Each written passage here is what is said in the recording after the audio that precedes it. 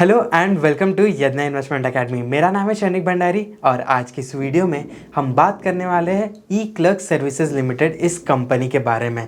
ये जो एक स्मॉल कैप कंपनी है, काफ़ी इंटरेस्टिंग ग्रोथ ट्रैजेक्टरी दिख रही है इस कंपनी की। एक पूरा डिटेल्ड एनालिसिस हम इस वीडियो में इस कंपनी के बारे में करने वाले हैं। तो चलिए शुरू करते हैं। सबसे पहले हम बात करेंगे कि ये कंपनी आखिर करती क्या है, what business is it in. ये कंपनी बेसिकली एक business process management, change management, data driven insights, advance analytics, ऐसे कई सारे बिजनेस रिलेटेड ऑपरेशंस में या केपीओज में ये लोग काम कर रहे हैं। एंड अगर इनकी सर्विसेज इंडस्ट्री की अगर हम बात करें, financial services, cable, telecommunications, retail, fashion, media and entertainment, manufacturing, travel and leisure, software and hi tech जैसी कई सारी इंडस्ट्रीज़ में इनके क्लाइंट्स हैं एंड वहाँ पे ये लोग इन सर्विसेज अपनी प्रोवाइड कर रहे हैं। ई क्लर्क्स के अगर हम एक ओवरव्यू की बात करें कि what are the key segments of this company, तो देर आर 3 डिफरेंट सेगमेंट्स जिनमें ये कंपनी रिपोर्ट करती है and those are customer operations, digital and financial markets. Basically ये तीनों सेगमेंट्स है जिनका अगर हम रेवेन्यू मिक्स के टर्म्स में बात करें तो कस्टमर ऑपरेशंस लगभग 20% के अराउंड यहाँ पे कंट्रीब्यूट करता है towards the overall revenue of the company. And बाकी जो डिजिटल एंड फाइनेंशियल मार्केट्स है तो उनका रफली 40% का इंडिविजुअल कंट्रीब्यूशन रहता है towards the revenue. That is how कि ये कैसे कैसे सेगमेंट्स हैं। तो एक एक सेगमेंट के बारे में अभी हम बात करेंगे। ई क्लर्क्स का जो कस्टमर ऑपरेशंस वाला सेगमेंट है, जो इनका फर्स्ट सेगमेंट है, यहाँ पे कंपनी कई सारी चीज़ें करती है जो अपने कस्टमर्स, जो इनके जो क्लाइंट्स है बेसिकली, तो उनके जो कस्टमर ऑपरेशंस होते हैं तो उसमें ये लोग केपीओस के जैसा काम करते हैं। Basically suppose there is a company that is into e commerce. E commerce में अगर कोई कंपनी है एंड वो बात कर रही है कि हमें एक ऐसी सर्विस चाहिए है कि हमारा जो कस्टमर आता है ये ई कॉमर्स कंपनी का, तो सपोज़ उसको कोई क्वेरी है या उसको कोई रिपोर्ट इशू रिपोर्ट करना है, कुछ ग्रीवियंस रिड्रेसल का एक सिस्टम इनको यहाँ पे इंकॉर्पोरेट करना है, तो ऐसे पूरी सर्विस ये जो ई क्लर्क्स यहाँ पे प्रोवाइड कर सकते हैं। बेसिकली ये पूरे ऑपरेशन जो ग्रीवियंस रिड्रेसल, अगर हम एक एग्जांपल देखते हैं तो वो एग्जांपल लेकर तो पूरा ग्रीवियंस रिड्रेसल जहाँ से कस्टमर आता है towards the satisfactory of its issue, तो जो भी प्रोसेसेस रहेगी, ये सारे जो ऑपरेशंस वाला पार्ट होता है ये eClerx as a service provide करता है। कस्टमर एक्सपीरियंस, उसके साथ साथ दूसरे भी जैसे डेटा एनालिटिक्स रिगार्डिंग सॉल्यूशन से या टेक्निकल सॉल्यूशन से कोई बॉट्स वगैरह डेवलप करने हैं तो वो सारी चीज़ें भी कंपनी करती है। साथ ही साथ कंसल्टेंसी अगर किसी को चाहिए कि आप हमें सिर्फ गाइड कीजिए एंड हम खुद से काम करना चाहेंगे, तो वैसे कंसल्टिंग सर्विसेज भी ई क्लर्क्स प्रोवाइड करता है। अगर हम एक प्रोसेस की बात करें, ये कस्टमर ऑपरेशंस में अगर हम देखें तो from the point that the customer engages with its with E clerks client, वहाँ से टिल दैट पॉइंट, वहाँ से लेके कस्टमर के सेटिस्फैक्शन तक के एंड उनका जो भी आउटपुट है वो डिलीवर होने तक के ये पूरी प्रोसेस जो है ये ई क्लर्क्स यहाँ पे प्रोवाइड करता है। They can also use various tools.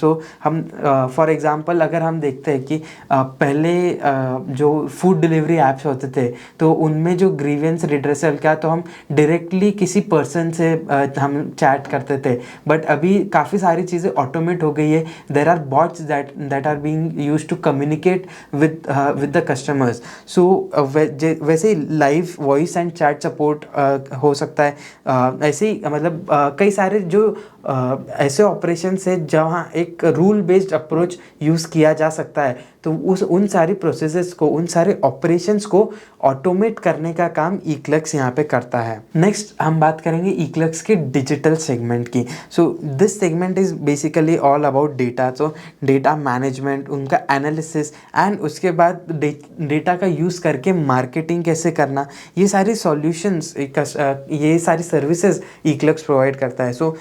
कई सारा जो डेटा होता है उसको रिकॉर्ड करके उसका एक डेटा बेस बनाना, वहाँ से जो कस्टमर्स का डेटा होता है आपका, तो उन कस्टमर के डेटा के बेसिस पे सेल्स वगैरह के हिसाब से कहाँ कैसा सेल्स है, जोग्राफिकल मिक्स कैसे है, कौन सी प्रोडक्ट की डिमांड के कौन से रीजन में ज़्यादा आ रही है, ये सारी चीज़ें के ऊपर काफ़ी ज़्यादा एनालिसिस ये लोग करते हैं। Because again eClerx is a data analytics company, so data analytics पे काफ़ी ज़्यादा यहाँ पे चीज़ें होती है। एंड एक और इम्पॉर्टेंट है कि बेस्ड ऑन द डेटा किस कस्टमर को किस टाइप की ऐड दिखानी है, so these kind of operations are also managed by eClerx. So suppose आप एक कोई ई कॉमर्स प्लेटफॉर्म है, अगेन फॉर एग्जांपल, सो उस जब वो अपने कोई कस्टमर आपके प्लेटफॉर्म पे आता है तो उसे कौन सी चीज़ सबसे ऊपर दिखनी चाहिए, these are all data driven analysis. And इसके बेसिस पर वो कस्टमर को एक कस्टमाइज सॉल्यूशन दिखाई देगा, एक कस्टमाइज स्क्रीन दिखाई देगी हर कस्टमर को। And that's how this work. So basically ये कैसे ऑपरेट होगा, ये किस कस्टमर को कैसी चीज़ें प्रोवाइड करनी है, इसके ऊपर कैसे मार्केटिंग होनी चाहिए, तो ये सारा जो काम है ये ईक्लर्क्स यहाँ पे करता है अपने कस्टमर्स के लिए। सो हम ये जो डिजिटल ऑपरेशंस है तो इसमें कई सारे वेंचर्स में ये लोग काम करते हैं। फॉर एग्जांपल एडवर्टीजमेंट की बात तो हमने कर ही ली है। सो एडवर्टीजमेंट है कि right ad in front of the right user, तो ये कैसे अपने कस्टमर्स का सेल्स बूस्ट कर सके, ऐसा एक एस्पेक्ट रहेगा। एंड जो एंड कंज्यूमर्स है उनका भी एक यूज़र इंटरफेस, जो यूज़र एक्सपीरियंस है बेसिकली, वो बेटर हो सके, तो यहाँ पे कंपनी उस चीज़ों के लिए कंपनी काम करती है। इसके अलावा कंपनी काफ़ी सारे AI टूल्स वगैरह भी यूज़ करती है, so to for analysing the entire competitive arena. So basically एक कॉम्पिटिटिव इंटेलिजेंस का यहाँ पे हम पार्ट देख सकते हैं। सो जो भी इंसाइट्स मिल रहे हैं, सो जो भी डेटा वगैरह यूज़ हो रहा है उससे कोई एक्शनेबल इंसाइट, सो ऐसे इंसाइट जिससे इनके जो कस्टमर्स है वो अपनी प्रोसेसेस में, अपने अप्रोच में थोड़े चेंजेस ला सकते हैं to for making their outputs better. So ऐसा सब काम यहाँ पे ईक्लर्क्स करता है। So they use data science, they use data analytics, so ऐसी कई सारी टेक्निक्स यूज़ करके ये अपने डिजिटल कस्टमर्स को सर्विसेज प्रोवाइड करते हैं। इसके साथ साथ कंपनी मार्केटिंग पे भी फोकस कर रही है एंड उसके साथ साथ product data management. So web and e commerce पे के स्पेस में भी ये लोग काम कर रहे हैं। तो ऐसे कई सारे एप्लीकेशंस है जहाँ पे इनका डिजिटल ऑपरेशंस, इनका जो डिजिटल सेगमेंट है वो एप्लीकेबल होता है। They are also using AI। So generative AI का यूज़ करके कोई कंपनी अपने बिजनेस को कैसे बेटर बना सकती है, तो उसमें भी ये ईक्लर्क्स अपने कस्टमर्स को असिस्ट करते हैं। एंड मेटावर्स जैसे भी प्रोडक्ट्स यहाँ पे इनके पास अवेलेबल है।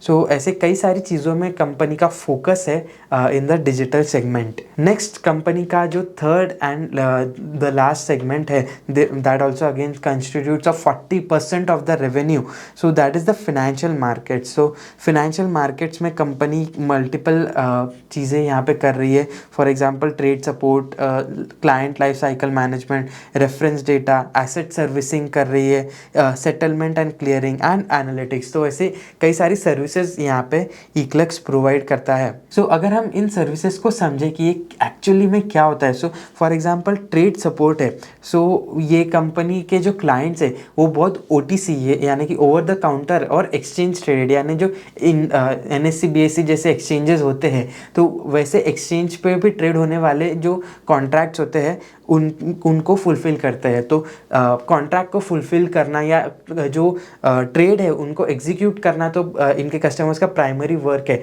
लेकिन उसके साथ साथ कई सारी चीज़ें होती है जो अराउंड द ट्रांजैक्शन मूव होती है। फॉर एग्जांपल अगर जब कोई ट्रेड होता है तो इनके जो कस्टमर्स है, जो दो ट्रेडिंग पार्टीज़ है, फॉर एग्जांपल एक डेरिवेटिव कॉन्ट्रैक्ट है, सो एक बायर है, एक सेलर है, तो बायर एंड सेलर की बुक्स को अपडेट करना, अगर वहाँ पे डेरिवेटिव ट्रेड है, मार्जिन रिक्वायरमेंट है तो मार्जिन कॉल रेज करना, उसके बाद जब सेटलमेंट होता है तो कैश सेटलमेंट, फिर सारे चार्जेस जो पे करने होते हैं, रेगुलेटरी फाइलिंग्स जो करनी होती है, ये सारा चीज़ ऑटोमेट करना एंड इनमें बेसिकली आउटसोर्सिंग का काम होता है इनका, तो आउटसोर्सिंग करके ये सारी चीज़ें ये लोग यहाँ पे प्रोवाइड करते हैं।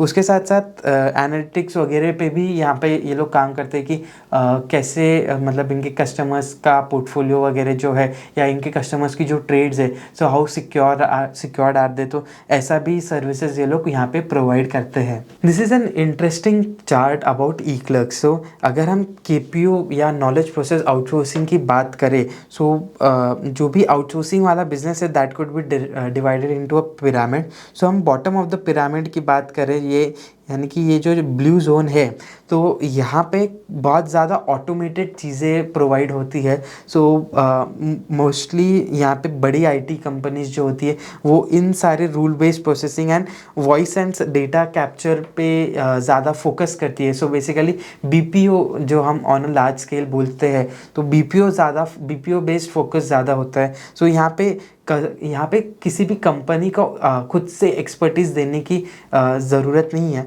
And when it comes to consultancy या एडवाइजरी की रिलेटेड केपीओ, यानी कि at the top of the pyramid, तो ये जो एक्टिविटीज़ होती है ये काफ़ी ज़्यादा नीश होती है। यहाँ पे बहुत ज़्यादा एक्सपर्टीज़ की ज़रूरत होती है एंड इसी वजह से यहाँ पे मार्जिन्स तो बहुत हायर होते हैं, लेकिन ये जो सेगमेंट है ये बहुत ही छोटा सेगमेंट होता है, बहुत ही नीश सेगमेंट होता है।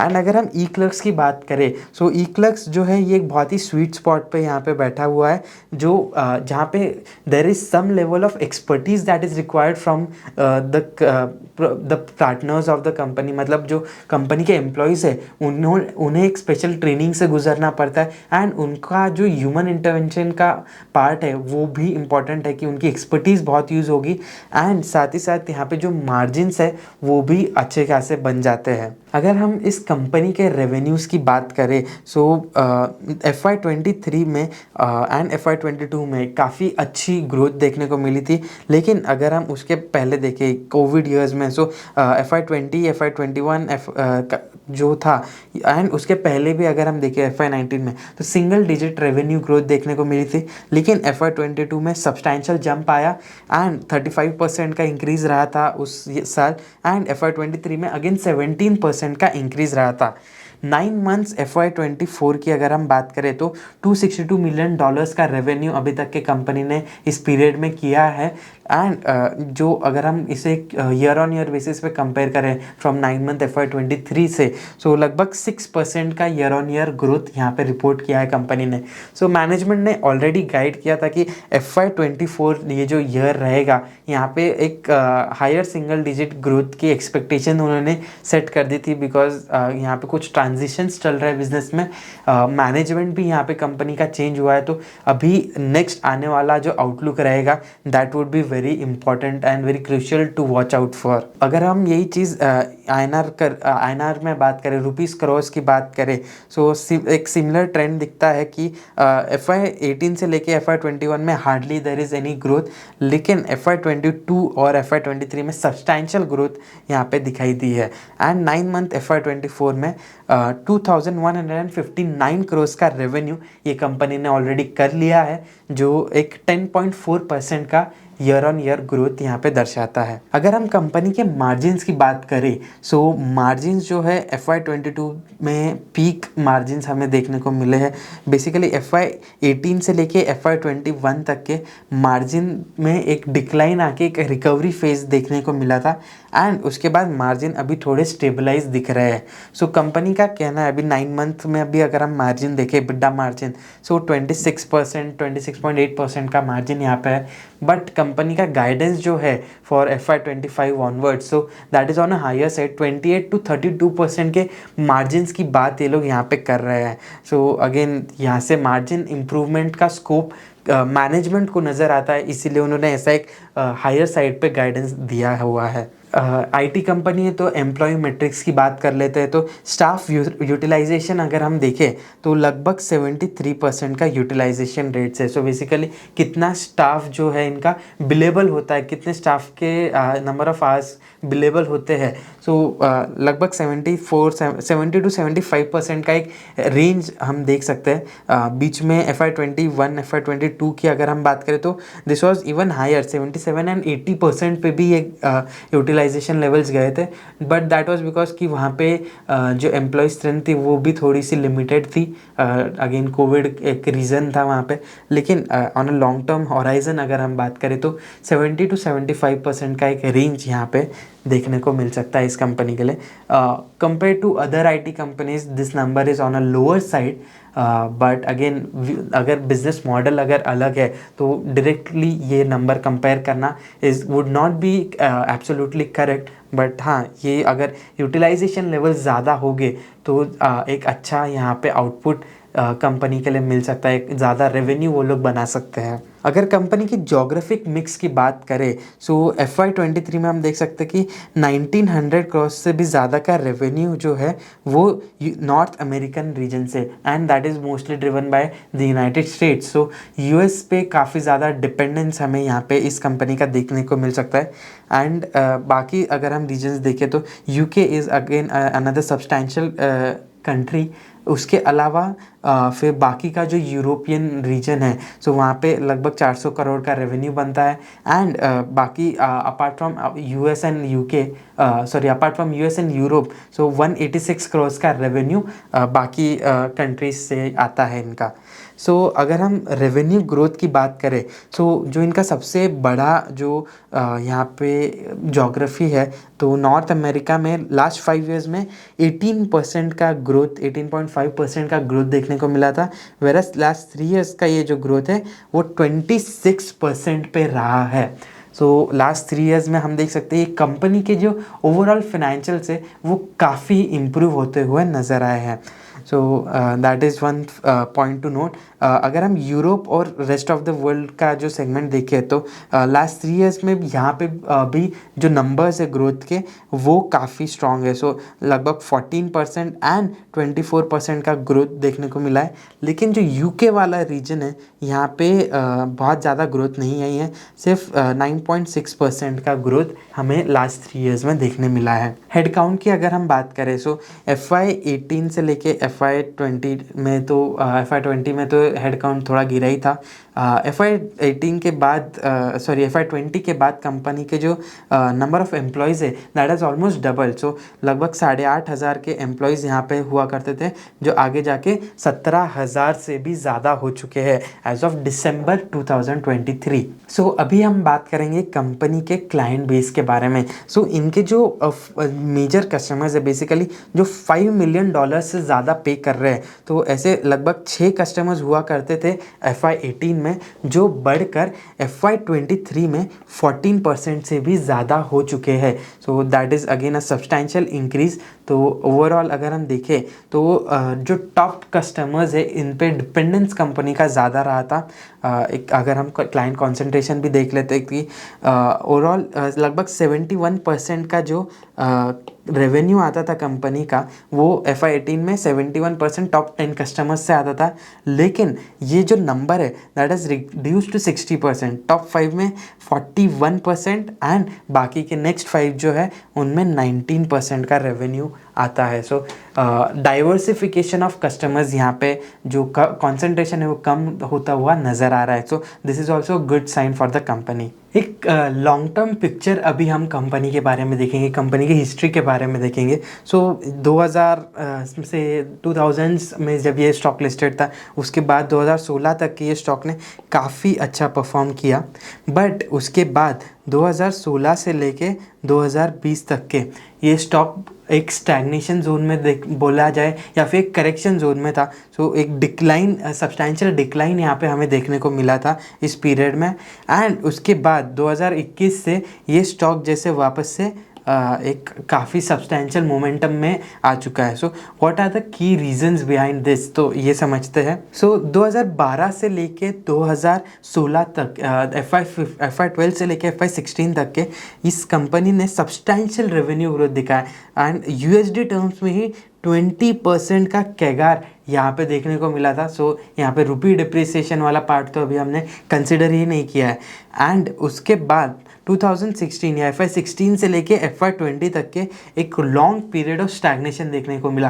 There was no revenue growth at all.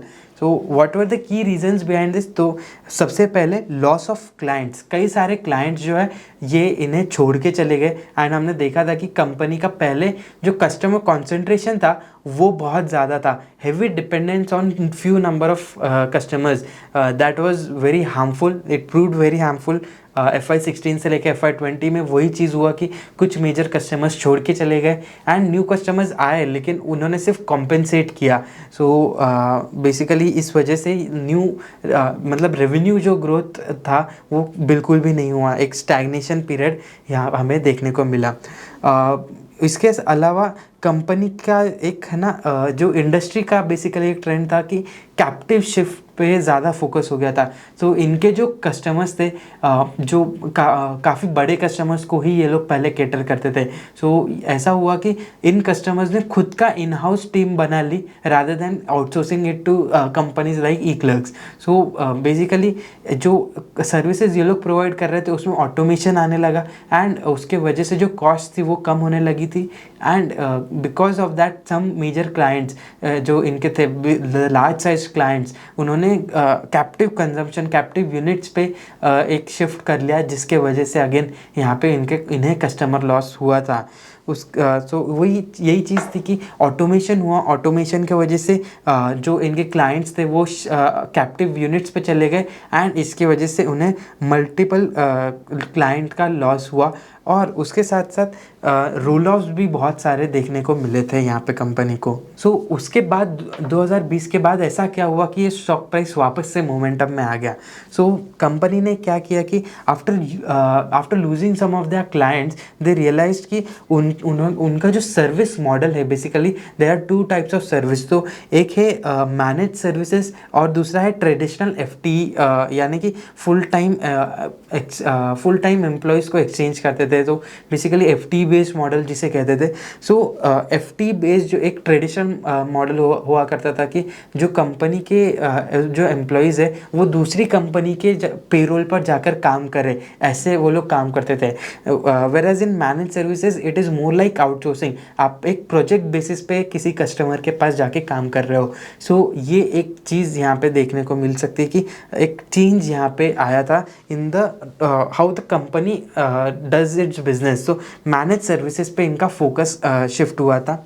उसके बाद कंपनी ने कई सारे प्लेटफॉर्म्स डेवलप करे। सो FY16 से लेके FY20 में ऑटोमेशन ज़रूर हुआ एंड इन्होंने ऑटोमेशन में ये लोग थोड़े से पीछे रह गए, बट उसके बाद कंपनी ने क्या किया कि they focused on technology and automation. So उन्होंने अपने ही कई सारे प्लेटफॉर्म्स एंड सोल्यूशंस यहाँ पे डेवलप कर लिए सो दैट छोटे कस्टमर्स भी जो है वो इनके जो प्लेटफॉर्म्स है उनको इंटीग्रेट कर ले अपने वेबसाइट्स में या अपने दूसरे उनके प्लेटफॉर्म्स में, सो दैट जो भी यहाँ पे डिलीवरी रहेगी, ऑनशोर डिलीवरी है या फिर क्लाइंट के लिए एनालिटिक्स प्रोवाइड करना है, तो it became more and more easier for eClerx. So यहाँ पे उन्होंने टेक्नोलॉजी पे इन्वेस्टमेंट किया एंड उसकी रिजल्ट्स अभी आगे आने वाले समय में इस कंपनी को देखने को मिले।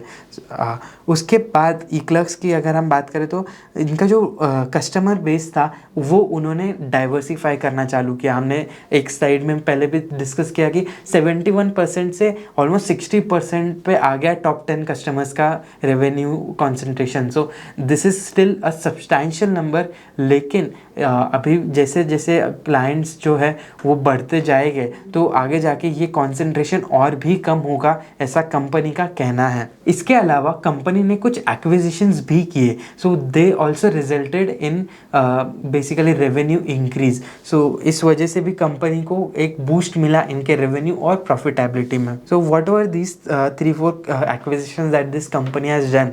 सो मई 2012 में फर्स्ट एक्विजिशन जब इन्होंने किया था दैट वाज एजिलिस्ट। सो एजिलिस्ट एक नीश KPO कंपनी है जो नॉर्थ अमेरिका के मीडिया इंडस्ट्री को केटर करती थी। एंड उसके बाद CLX यूरोप बेस्ड एक कंपनी है, तो CLX का अप्रैल 15 में यहाँ पे उन्होंने एक्विजिशन किया। सो ये भी again media and marketing industry में केटर करती है। सो ये इस कंपनी का भी एक्विजिशन किया कंपनी ने। उसके बाद ई-क्लर्क्स ने 24 कंसल्टिंग का एक्विजिशन किया। सो 24 consulting basically again interesting acquisition, यहाँ पे इन्होंने सारे शेयर्स इस कंपनी के खरीद लिए, लगभग 6.8 करोड़ का एक्विजिशन यहाँ पे रहा था। This was an Indian firm, so यहाँ पे हम देख सकते हैं। उसके अलावा एक सबसे जो इम्पोर्टेंट एक्विजिशन यहाँ पे है, दैट वाज पर्सोनिव। सो $34 मिलियन का यहाँ पे अनाउंस एंड 100% शेयर एक्विजिशन यहाँ पे कंपनी ने किया। सो पर्सोनिव अगेन एक इंटरेस्टिंग कंपनी है। So Personiv basically digital creative back office and customers contact solutions, ऐसा सारी चीज़ें वो लोग अपने कस्टमर्स के लिए प्रोवाइड करती है। लेकिन पर्सोनिव का जो एक्विजिशन है वो सबसे इम्पॉर्टेंट क्यों रहा, बेसिकली यहाँ से इन्हें कस्टमर बेस काफ़ी सारा मिल गया। सो पर्सोनिव में ईक्लर्क्स ने अपॉर्चुनिटी देखी क्रॉस सेलिंग की एंड अप सेलिंग की। सो जो कस्टमर्स बेसिकली पर्सोनिव के जो कस्टमर्स थे उन्हें ईक्लर्क्स के प्रोडक्ट्स ये लोग सेल करना चालू कर दिए, एंड इसके वजह से इनके जो नंबर ऑफ कस्टमर्स है वो जो बेस है वो बढ़ गया, एंड क्रॉस सेलिंग करके यहाँ पे कंपनी को भी एक मोमेंटम आगे जाके मिला है। इन सब चीज़ों के बीच में कंपनी ने एक और चीज़ पे फोकस किया, that was to bring professional management. So top management जो है वो कंपनी के प्रमोटर्स ही मैनेज कर रहे थे काफ़ी सालों से। सिंस इट्स इंसेप्शन कंपनी के जो 2 प्रमोटर्स थे उन्होंने ही इस बिज़नेस को मैनेज किया। So mister P D Mundra and mister Anjan Malik, सो ये दोनों को फाउंडर्स है इस कंपनी के, एंड ऑलमोस्ट 2000 से ये लोग इस कंपनी के साथ जुड़े हुए हैं। लेकिन अभी कंपनी ने क्या किया कि एक न्यू पर्सन को हायर किया as MD and group CEO. So mister Kapil Jain, जिनका हायरिंग मई 2023 में ही, यानी कि लास्ट 1 साल पहले ही हुई है। सो मिस्टर कपिल जैन के आने के बाद इन्होंने क्या किया कि जो भी डे टू डे ऑपरेशंस है उसमें मिस्टर कपिल जैन ये फोकस करेंगे, एंड जो प्रमोटर्स है वो बिजनेस स्ट्रैटेजी पे ज़्यादा फोकस करेंगे। एंड एक और चीज़ यहाँ पे इम्पॉर्टेंट है कि मिस्टर कपिल जैन ने कहा है कि Q4 FY24 का जब रिज़ल्ट आएगा, यानी कि जो क्वार्टर अभी कंप्लीट हुआ है, तो उसका जब रिज़ल्ट आएगा तो वो अपने फ्यूचर स्ट्रैटेजी के बारे में भी बात करेंगे। सो जब कंपनी का अर्निंग्स कॉल होगा तो वो तब मिस्टर जैन वो एक आउटलुक देंगे कंपनी के बारे में कि आगे जाके कहाँ से और कितनी ग्रोथ आ सकती है, and what could be the future plans of this company. So ये एक बहुत ही इम्पॉर्टेंट एस्पेक्ट रहेगा towards tracking this company. So अगर यहाँ से जो इनका गाइडेंस रहेगा, दैट वुड बी अ की मॉनिटरेबल कि कंपनी क्या प्लान कर रही है, कैसे ये लोग आगे एक्सपांशंस करने वाले हैं, या कैसे रेवेन्यू ग्रोथ आ सकती है, and what kind of numbers could we expect from this company. So ये बहुत ही इंटरेस्टिंग कॉन कॉल हो सकता है। इसके साथ साथ कंपनी ने और भी टैलेंट एक्विजिशन किया लास्ट 1 ईयर में। सो इन्होंने एक चीफ रेवेन्यू ऑफिसर अपॉइंट किया, एक कस्टमर ऑपरेशंस में एक प्रिंसिपल अपॉइंट किया, एंड एक सीएमओ भी अपॉइंट किया। सो यहाँ पे एक इम्पॉर्टेंट यहाँ पे रोल यहाँ पे हम देख सकते हैं कि मिस्टर माइकल हचिनसन जो है, जो प्रिंसिपल कस्टमर ऑपरेशंस है, he has experience in Teleperformance. So eClerx जो काम कर रही है केपीओज में, सो उसमें जो सबसे बड़ा प्लेयर है दैट इज़ टेली परफॉर्मेंस। सो ये एक फॉरेन एंटिटी है, एंड वहाँ से एक स्ट्रॉन्ग बैकग्राउंड लेकर मिस्टर हचिनसन आते हैं। तो again this is also an interesting thing कि कंपनी अभी इन ह्यूमंस पे, ये आईटी बिजनेसेस काफ़ी डिपेंडेंट होते, तो गुड क्वालिटी ह्यूमंस पे इन्वेस्ट कर रही है company, and that should pay off well to the company in the future. अगर हम कंपनी के पीयर्स की बात करें, सो इनके जो लिस्टेड पीयर्स है जो ग्लोबली इस इंडस्ट्री में काम कर रहे हैं, so that includes Teleperformance, WNS Holdings Limited, Genpact Limited and Concentrix Corporation. So ऐसे ये 4 एंड ईक्लर्क्स, ऐसे 5 मेजर कंपनीज है इस इंडस्ट्री में जो KPOs प्रोवाइड करते हैं। Now the solutions could be different, it could differ from each company to company, but again एक एज अ बेंचमार्क हम इन सारी कंपनीज को यहाँ पे देख सकते हैं। So market cap wise Teleperformance is the biggest company, उसके बाद जेनपैक्ट आता है एंड उसके बाद आता है कॉन्सेंट्रिक्स कॉर्प। अगर हम रेवेन्यू की बात करें so eClerx is doing 0.34 billion dollars of revenue, but वहीं Teleperformance is doing 9.21 billion dollars of revenue. यहाँ पे ग्रोथ की अगर हम बात करें तो eClerx is leading in this matter, 23% का लास्ट 3 ईयर रेवेन्यू ग्रोथ है। मार्जिन्स की भी बात करें तो 18% का मार्जिन यहाँ पे, अगेन इंडियन एम्प्लॉयज़ होने का यहाँ पे एक फ़ायदा होता है कि एम्प्लॉय कॉस्ट कम होती है, तो उस वजह से यहाँ पे मार्जिन जो है इनकी सबसे ज़्यादा है। बाकियों की अगर हम मार्जिन देखेंगे या तो लोअर टीन्स में या फिर सिंगल डिजिट की, एंड कॉन्सेंट्रिक्स कॉर्प की तो सिर्फ 3.5% के पैट मार्जिन यहाँ पे उन्होंने पोर्ट्रे करी है।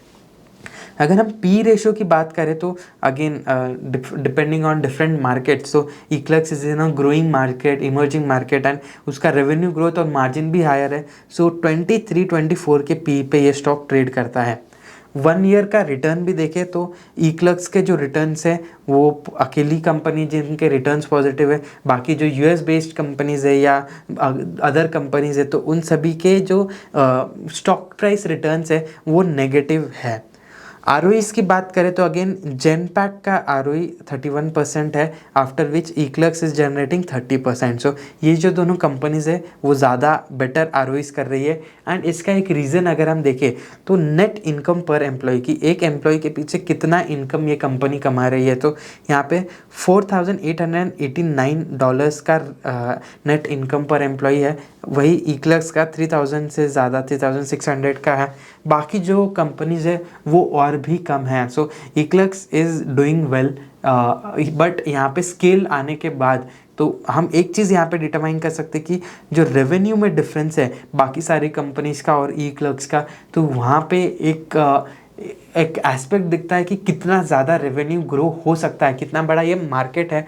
एंड इस मार्केट में ईक्लर्क्स अगर कुछ नीश सर्विसेज प्रोवाइड करता रहा है अच्छे से तो भी उसके पास ग्रोथ के पोटेंशियल वो काफ़ी ज़्यादा दिखाई देते हैं।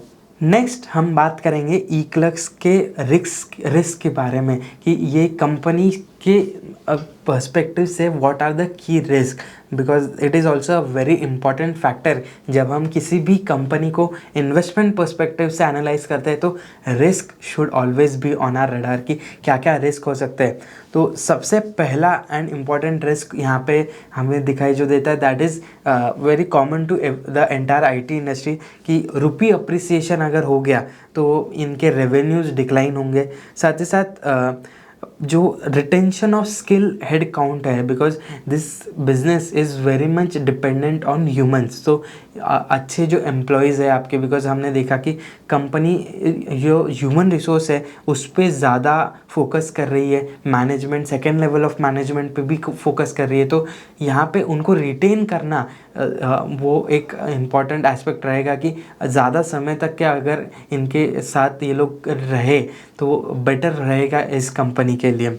उसके साथ साथ because this is an IT company so immigration के पर्सपेक्टिव से भी कुछ इश्यूज आ सकते हैं। For example stricter immigration norms and rise in visa cost, so ये की कंसर्न बन सकते हैं। सो बेसिकली अगर किसी कंपनी के पास जाकर अगर आपको सर्विस देनी है, आपको ऑन साइट जाके सर्विस देनी है, तो अगेन दैट डिपेंड्स कि अगर कस्टमर्स इनके जो एम्प्लॉयज़ है वो अपने कस्टमर्स के पास इजीली जा पाए, so again that should be a good aspect for the company. लेकिन अगर वहीं किसी कारण से वीज़ा में कोई प्रॉब्लम्स आती है तो कंपनी का जो बेसिकली टारगेट होता है कि इस टाइम तक के ये प्रोजेक्ट कंप्लीट होना, तो वो प्रोजेक्ट डिलेज होते जाएंगे एंड रेवेन्यू भी डिले होते जाएगा। Next important risk is client concentration. Last जब हमने देखा था कि 2016 से लेके 2020 तक के क्लाइंट कॉन्सेंट्रेशन की वजह से इस कंपनी को काफ़ी ज़्यादा लॉसेस हुए थे। Basically losses in terms of revenue growth. So revenue growth नहीं हुआ बिकॉज कस्टमर लॉस्ट हो गए। 2-3 कस्टमर्स अगर छोड़ के चले जाते हैं ऐसे केस में, जब टॉप 2-3 कस्टमर्स अगर चले गए तो substantial chunk of revenues could go away. So ऐसे टाइम पे for a company that is doing like 59-60% of revenues from top 10 clients, तो that could be a bit of a concern कि अगर कोई कस्टमर से रिलेशन एंड हो जाता है कंपनी का, तो काफ़ी ज़्यादा रेवेन्यू इम्पैक्ट देखने को मिल सकता है। उसके साथ साथ अगर हम कंपनी के रीजन्स की बात करें कि कौन से रीजन से रेवेन्यू आ रहा है, तो that is the North America and the European region. So ये दोनों रीजन्स में हम देख सकते हैं कि इकोनॉमिकली अभी तक के ये दोनों रीजन्स बहुत ज़्यादा स्टेबल नहीं दिख रहे। यूरोप के कुछ पार्ट्स में रिसेशन भी देखने को मिला। सो अगेन अगर इनके क्लाइंट्स जो है वो इकोनॉमिकली चैलेंज एनवायरनमेंट में हैं, सो उनकी स्पेंडिंग पे कहीं ना कहीं रिस्ट्रिक्शंस आ सकते हैं। So that is again a risk कि जोग्राफी स्पेसिफिक रिस्क भी इस कंपनी के साथ एसोसिएटेड होते हैं। Last and the most important risk की अगर हम बात करें, so that is gen AI या फिर जनरेटिव AI। सो चैट GPT जैसे जो जनरेटिव AIs होते हैं, उनका यूज़ काफ़ी स्ट्रॉन्गली हर इंडस्ट्री को अफेक्ट कर रहा है। एंड KPOs में भी ये जो AI बॉट्स है या जो आर्टिफिशियल इंटेलिजेंस टूल्स यहाँ पे आए हैं मार्केट में, सो these AIs could alternatively replace KPOs, so that could be a big risk। so Teleperformance ये जो इस KPO में सबसे बड़ी कंपनी है, सो उन्होंने एक सर्वे किया था एंड उसके हिसाब से अगर एक कॉल होता है फ्रॉम अ कस्टमर पर्सपेक्टिव, तो अगर कोई कस्टमर एक्सपीरियंस का कॉल होता है, वो standard call more than 7 minutes का चलता है, लगभग 7 मिनट और 4 सेकंड का एक स्टैंडर्ड कॉल होता है। वही अगर चैट GPT का यूज़ वहाँ पे किया जाए, तो वो जो कॉल है वो 4 मिनट्स 20 सेकेंड्स तक के आ सकता है। So that is how the companies like Teleperformance and eclerx, they can reduce their customer experience time. And अगर टाइम कम होगा तो single person can handle more calls, and इसी वजह से जो टाइम रिडक्शन है उसके वजह से कंपनीज के प्रॉफिटेबिलिटीज़ भी इम्प्रूव होगी, because they can handle more and more work. So less number of employees और same number of employees can do a much larger chunk of work. So 39% reduction यहाँ पे हमें देखने को मिल सकता है in call time. So and जो एम्प्लॉय को ट्रेनिंग प्रोवाइड करनी पड़ती है, दैट इज़ ऑल्सो 50% लेस। तो आपको ट्रेनिंग में भी कम इन्वेस्टमेंट करनी पड़ रही है, उसके साथ साथ आपके रिजल्ट्स है वो आउटपुट भी बेटर है, एंड जो एरर्स है वो एरर्स भी 90% से रिड्यूस हो जाता है। So this AI could be a big beneficiary for the companies like eclerx। So again यहाँ पे एक इम्पॉर्टेंट एस्पेक्ट रहेगा कि 2016 से 2020 में जो हमने देखा था कि ऑटोमेशन में eclerx ने लैग किया, एंड अगर वो AI के ऑटोमेशन में या AI की यूज़ में लैग करेंगे, तो शायद यहाँ पे कंपनी को वापस से वो क्लाइंट लॉस फेस करना पड़ सकता है। बिकॉज यही एक मेजर रीज़न था कि eclerx के क्लाइंट्स जो है वो कैप्टिव यूनिट पे शिफ्ट हो गए। तो अगर उनके करेंट क्लाइंट्स भी AI के बेसिस पे अपना काम फुलफिल कर पाए, so why go to companies like eclerx। So why अगर because AI is making things much more simpler than they are। so इस वजह से एक एस्पेक्ट रहेगा कि AI could be a threat for this in this industry, but again with the right use of AI and with the knowledge of this company and the experience of this company, अगर ये लोग अपनी services ज़्यादा improve कर पाए, ज़्यादा better दे पाए, so again that could be a they could be a beneficiary of AI also। so again it's a threat as well as it's an opportunity।